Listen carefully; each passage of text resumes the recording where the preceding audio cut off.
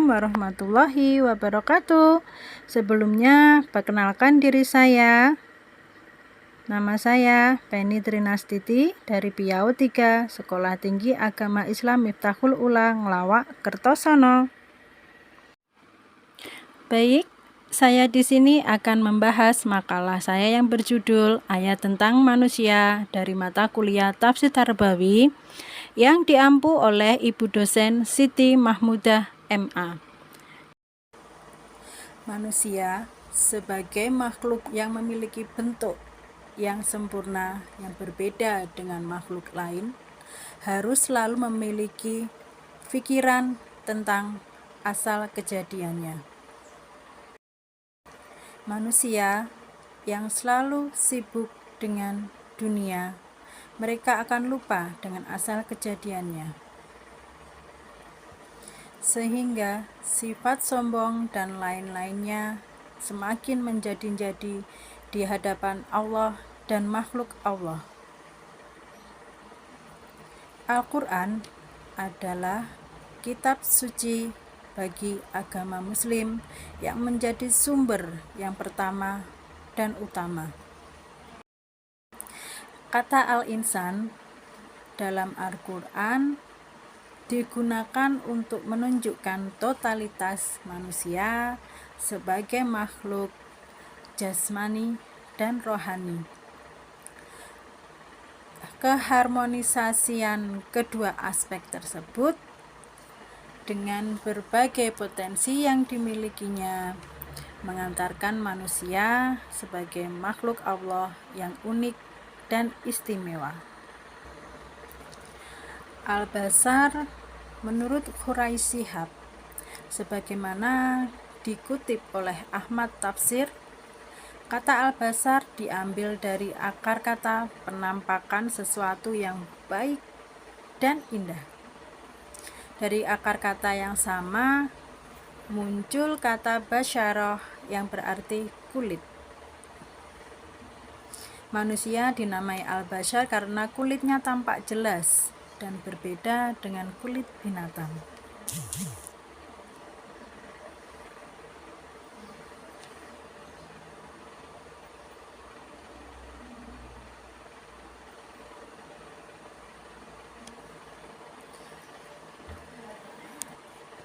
Di dalam Al-Quran, Al-Basar juga digunakan untuk menunjukkan proses kejadian manusia sebagai basyarah melalui tahap-tahapan hingga mencapai kedewasaan. Tampak bahwa kata al-bashar dikaitkan dengan kedewasaan dalam kehidupan manusia yang menjadikannya mampu memikul tanggung jawab. Bani Adam secara umum adalah generasi yang dibangun, diturunkan dan dikembangbiakkan dari Adam alaihi wasallam dan sama-sama memiliki harkat dan martabat kemanusiaan yang universal. Menurut At-Tabatabai, sebagaimana dikutip oleh Ramayulis dan Samsul Nizar, penggunaan kata Bani Adam menunjukkan pada manusia secara umum. Dalam hal ini setidaknya ada 3 aspek yang dikaji, yaitu 1. Anjuran untuk berbudaya sesuai dengan ketentuan Allah Subhanahu wa Ta'ala. Yang kedua, mengingatkan pada manusia agar jangan terjerumus pada bujuk rayu setan yang mengajak pada kesesatan. Yang ketiga, memanfaatkan semua yang ada di dalam rangka ibadah dan mentauhidkan Allah Subhanahu wa Ta'ala. Proses terciptanya manusia. Yang pertama ada tahap jasad, yang kedua tahap hayat, yang ketiga tahap ruh, dan yang keempat tahap nafs. Manusia menurut tafsir Al-Quran surat Al-Alaq ayat 1-19. Surah Al-Alaq merupakan surah yang pertama kali diturunkan kepada Nabi Muhammad SAW. Di dalam surat ini banyak terdapat mutiara ilmu yang menakjubkan bagi orang-orang yang mendalami isi kandungannya. Di antara faedah yang terdapat dalam surat ini adalah tentang pentingnya membaca, proses penciptaan manusia, dan banyak lagi yang lainnya. Berikut ini akan dibahas tentang tafsir dari surat tersebut dengan ringkas namun padat. Bismillahirrahmanirrahim. Iqra' bismi rabbikal ladzi khalaq. Artinya, bacalah dengan menyebut nama Rabbmu yang menciptakan. Makna bacaan ayat tersebut yaitu bacalah dengan memohon pertolongan dengan menyebut nama Allah yang Maha Kuasa yang menciptakan segala sesuatu. Ini adalah surat yang pertama kali diturunkan kepada Rasulullah SAW pada masa awal kenabian. Khalaqal insana min 'alaq. Artinya, Dia telah menciptakan manusia dari segumpal darah.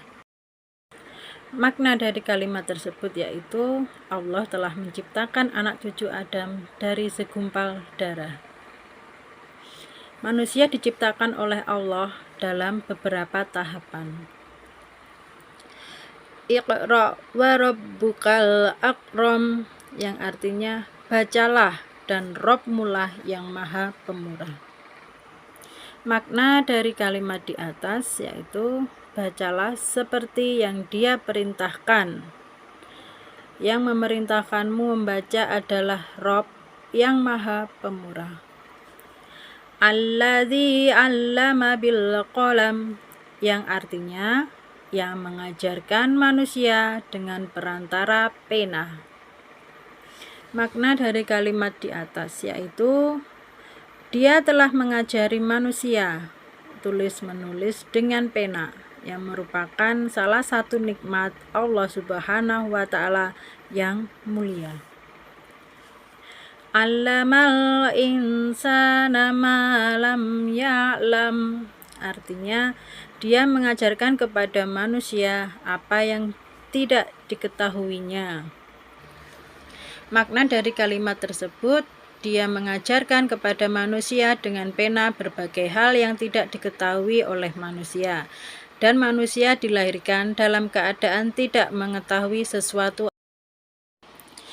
Kalla innal insana layatgha ar-ra'ahu istaghna, yang artinya ketahuilah sesungguhnya manusia benar-benar melampaui batas karena ia melihat dirinya serba cukup. Makna dari kalimat di atas adalah jika manusia merasa tidak butuh kepada rahmat Allah Subhanahu wa Ta'ala, maka manusia akan melampaui batasannya, dan di antara tabiat manusia adalah bersikap melampaui batas dan sewenang-wenang. Inna ila rabbina rujaa, sesungguhnya hanya kepada Rabbmu lah kembalimu. Makna kalimat di atas, manusia bersikap melampaui batas mendapat ancaman ketika ia melihat dirinya merasa tidak butuh kepada Rabb-Nya.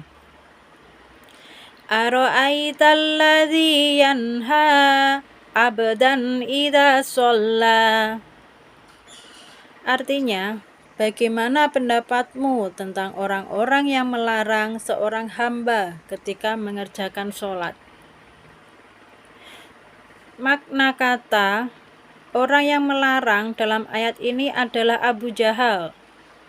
Dia adalah kaum Quraisy yang dulu bernama Amru bin Hisham bin Al-Mughirah, yang dinamakan dengan Abu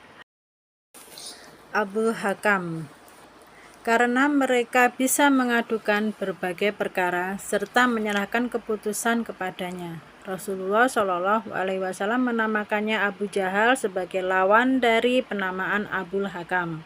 Abu Jahal mati di atas kekafiran ketika perang Badar. Ia dibunuh oleh dua anak muda yang bernama Mu'az bin Amr bin Al-Jamuh dan Muawis bin Afra. Hal ini berkaitan karena Abu Jahal ingin mencelakakan Rasulullah Shallallahu Alaihi Wasallam. Aro'aita in kana 'alal huda au amara bit taqwa aro'aita in kadzdzaba wa tawalla. Artinya, bagaimana pendapatmu jika orang yang melarang tersebut berada di atas kebenaran, atau ia menyuruh untuk bertakwa kepada Allah Subhanahu wa Ta'ala? Bagaimana pendapatmu jika orang yang melarang itu mendustakan dan berpaling? Alam ya'lam bi annallaha yara, yang artinya tidaklah ia mengetahui bahwa sesungguhnya Allah melihat segala perbuatannya. Dalam kalimat di atas memiliki makna, tidaklah ia mengetahui bahwa sesungguhnya Allah melihat segala perbuatan dan kelak akan membalas perbuatan dengan balasan yang setimpal. Kalla la illam yantahi lanasfa'am bin nasiyah nasiyatin kadzibatin khati'ah. Artinya, ketahuilah, sungguh jika ia tidak berhenti berbuat demikian, niscaya kami tarik ubun-ubunnya, yaitu ubun-ubun orang yang mendustakan lagi durhaka. Falnad'u nadiyah, maka biarkanlah ia memanggil golongannya untuk menolongnya. Makna ayat tersebut, jika ia benar dan memiliki kekuatan serta kemampuan, maka hendaklah ia memanggil golongannya agar menolongnya dari azab yang ditimpakan kepadanya.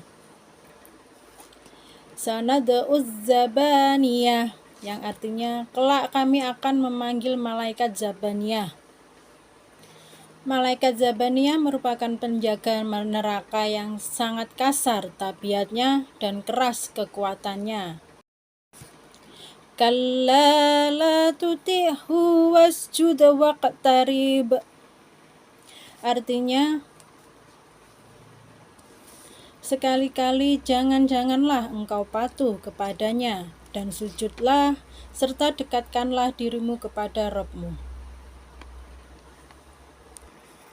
Sedekat-dekatnya seorang hamba dengan Rabb-nya adalah ketika ia sedang bersujud, maka perbanyaklah berdoa ketika bersujud.